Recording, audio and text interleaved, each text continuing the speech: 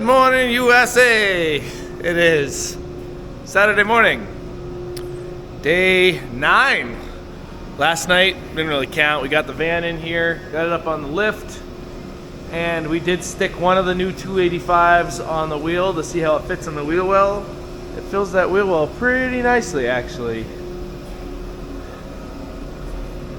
So it's a little crooked in there because this side still got a little 245 on it, but we'll get all those on there today and see if we can't get the rear shackle to play a little bit nicer. The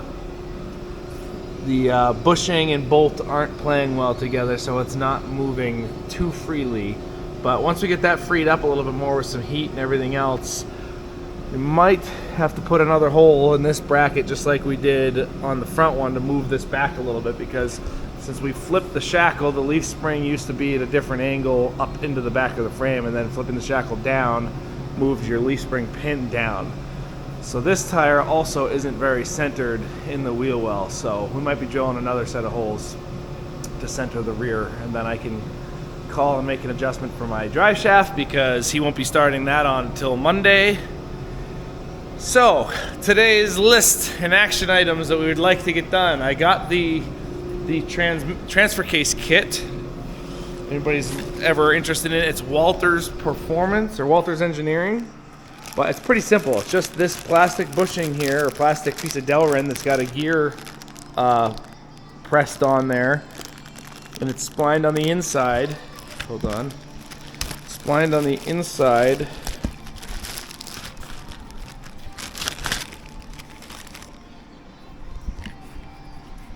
Splined on the inside with an O-ring, so it pushes onto the. Oh, I thought it was an O-ring. It's not an O-ring. I guess it's the way that gear is actually molded, so that this gear is not pressed on there. This plastic is molded around this, so this slides onto your output shaft of your transfer case, and then this is your new piece that goes into the transfer case where your speed sensor is, and then this Hall effect sensor there is watching your ring, and it gives you the exact count that you need for the GM LS stuff. And they give you a new pigtail. I'm not sure, I haven't checked to see if the actual LS harness plugs into it or not, but that should be fairly easy. I'm going to take care of that, get the exhaust finished up, get the shocks all bolted in. I picked up some shocks for the rear, so get that all taken care of. Paint the front once I build a new tire, a drag link for the front. Get all the fluids changed in the transmission. Put oil and a new filter in it, and then get the transmission cooler lines hooked up, and basically underneath will be taken care of. If we can get all of that done and maybe start on the coolant lines, because the factory GM pickup coolant lines, upper and lower, are perfect inside this thing, which is incredible. This van has rear heat, so I need to see how we're going to hook up all of those lines, but that shouldn't be too bad. I also had to buy a Corvette, like a 2002 or so Corvette fuel filter that is also the return, because the truck that I got is a returnless system, and so this filter here goes right on the fuel rail, and it has your sends and return right on it, so that I can use the factory send and return. I'm gonna see. I'm pretty positive I'm gonna have to change the fuel pump in this, but I just wanted to see what I used. The TBI style pump back in the day. It was an AutoZone E2000 pump. I used to run that on my buggy, and I ran it for years without problems. So I'm curious to see what this will do. I want to hook it all up, turn the key on, and see what I have for fuel rail pressure. I might even just hook up just the send without the return to see what it does, but that filter is regulated as well from what I was told, so I don't know if that's true or not, but it must be, because your fuel pressure regulator is normally on your rail on an LS, and the returnless system, when you run that Corvette filter, doesn't have one. I have that same setup, like I said, on my buggy, and I have no problems with it. So we'll see. I might put it on. Either way, I want to put it all on and put a fuel pressure gauge on there and see what the fuel pressure is before I rip the whole fuel tank apart and change the sending unit or change the pump on the sending unit. So get that done. Yeah, if we can get the coolant stuff done with everything underneath here, get the front bumper bolted back on, that means tomorrow would just be wiring stuff. If I could get, even get the van to fire, that would be pretty awesome. So those are our plans for today. We'll keep you posted. All right, we got the tires all on. Alan got the front of the axle painted.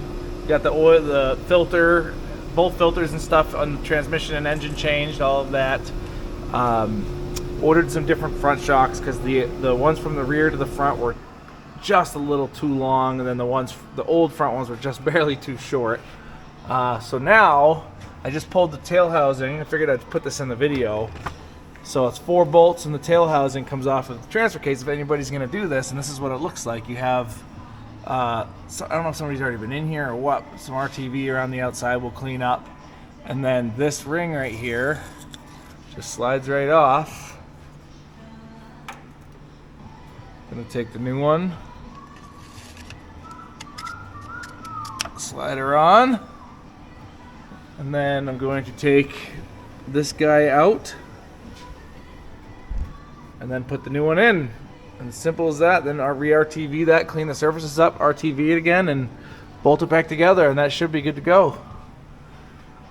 So that's pretty quick and easy, not too shabby. Alrighty, a little update. We've got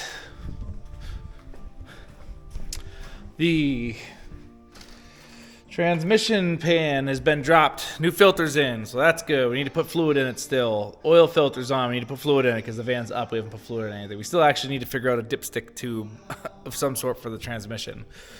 The transfer case all put back together with the new sensor. The front axle is painted. The O2 sensor bungs are welded on the exhaust. The exhaust is all welded.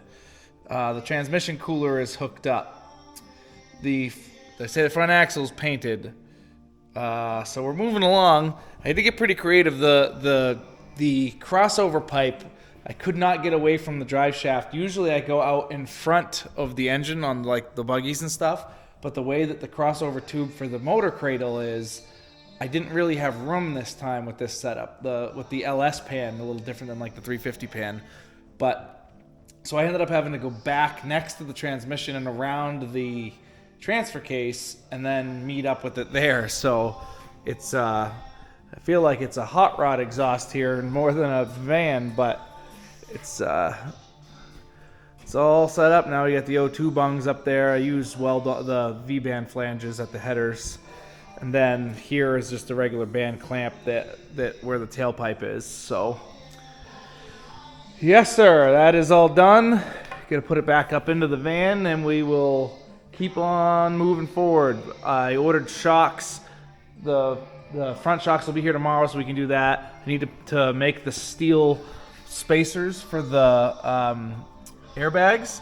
I brought some 2x3 steel in, but the 2x3 steel is too tall, so when the van is at ride height, the airbags are all cattywampus, so that's not going to work. Because you're supposed to keep like at least 15 pounds on them, and if I do that, they'll be the back of the van will be lifted up so high it won't work. So I am gonna lift that up, take those out, put the 2x4 steel pieces in, try to get that done, and then I can put the rear shocks in because the rear shocks will be in the way of putting all that together. So we're like bits and pieces of a lot of our list crossed off, but we still have quite a few things to do. So we'll see how that goes tonight, if it bleeds into tomorrow. So, yep, we'll keep on trucking. Okay, it's Sunday morning. I forgot to make a video last night. I forgot to bring the GoPro home last night. So today's video will feature yesterday and today. So yesterday, one of the last things we had got done was we re-drilled the leaf spring hangers in the back. So now that the wheel is centered in the wheel well on the back as well. So centered front and rear, we drilled both of those. Got all the exhaust on, got the exhaust in, got basically everything underneath the van taken care of. So I've got the front shocks right there. And I picked up the new O2 sensors because my harness is an O2, my van's engine's an O3. I ordered O3s. Who would have thought that they would have changed the plugs from 1 year? So we gotta slap those in. We got the mounts for the airbags all done. Really just gotta put some fluid in the diffs. And then hopefully I can make this dipstick tube work from the turbo or the 700R4 maybe, with some heat and bending it up, because we have no way to fill the transmission yet. Worst case, we'll pump it and put one of the little plugs in it for now until we figure something out. But so that's why we haven't crossed off the trans service or the oil filter, because we haven't put oil back in it yet. But everything's getting pretty well there. We got the coolant lines left. Got to mount the computer, attach the fuel lines, do the wiring, and then Monday I'm gonna call Jim's Performance. He's gonna. When he does the harness, he puts out a wire from the LS harness to plug into the D-rack for the van, and it's all the right sensors. So the new sensor that I put in the transfer case will just feed the LS computer, and then that has its own output that Jim gave me to plug into the factory van. So the Speedo will all work, which is fantastic. So I got to figure all of that out, but we will keep making progress videos for today. Follow along. Okay, Sunday night. We got most of that list taken care of. Oh no, did I lose my list? I'm telling you, roll like butter.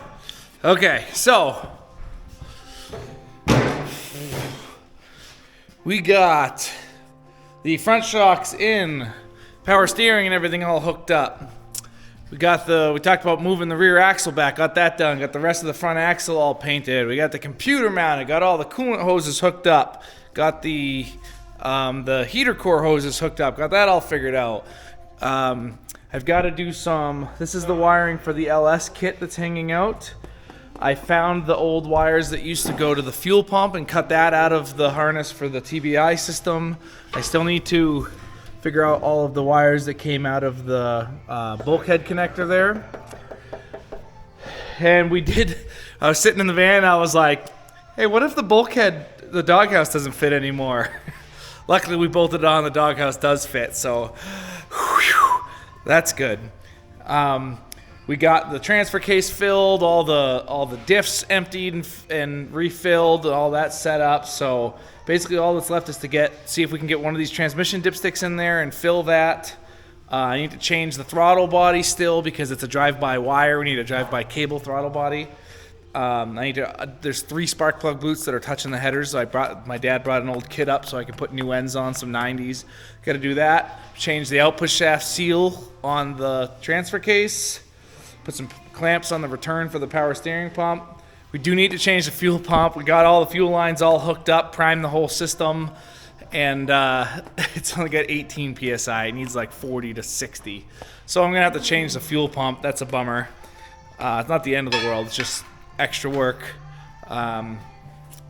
The drag link is painted. That's all done. And so wiring, and then Speedo, Jim's Performance, like I said, he knows which wire I have to hook up. I found the wire that he has that's the output, so that I need to figure out exactly which wire it's going to go to. I need to wire the pigtail into the LS harness one still. So there's still a little bit of a list, but it's getting there. It's looking pretty good. Excuse me, sir.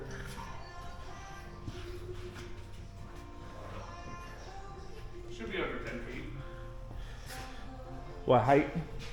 We're about to move it into the OB side bay so that I can come up during the week and fiddle with the wiring and stuff. But yep, this is day 10. So we're under 2 weeks. We're past 1 week, but few more days. I would say definitely by next weekend. Get a call and tell them the drive shaft's going to be 1.25 inches longer. I got a boot, 45-degree boot, to put on the 4-inch to put on the throttle body. Figure out an air intake. I ordered a filter, so the cone filter's here. Yeah, moving along. Until next time, hopefully there'll be a video of it running.